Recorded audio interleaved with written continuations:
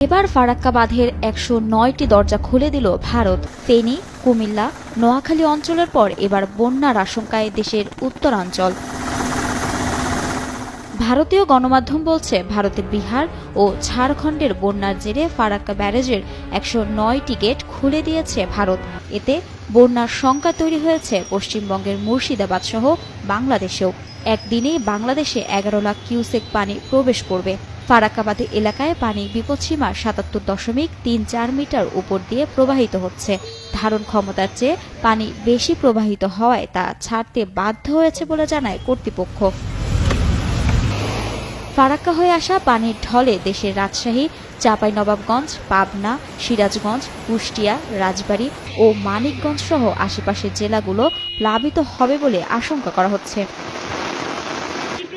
বন্যা পরিস্থিতি ও পাহাড়ি ঢলের বিষয়ে আগে থেকে বাংলাদেশকে তথ্য দেওয়া হচ্ছে বলে দাবি ভারতের। ভারতের খেয়ালখুশি মতো বাঁধ থেকে অনিয়ন্ত্রিতভাবে পানি অপসারণ ও বন্ধের ফলে শুষ্ক মৌসুমে তীব্র পানি সংকট ও বর্ষা মৌসুমে প্রবল বন্যার কবলে পড়েছে বাংলাদেশ। ৩০ বছর মেয়াদী গঙ্গা চুক্তিতে পানি বন্টনের বিষয়টি স্পষ্ট করে বলা থাকলেও সেটি ঠিকমতো মানছে না ভারত।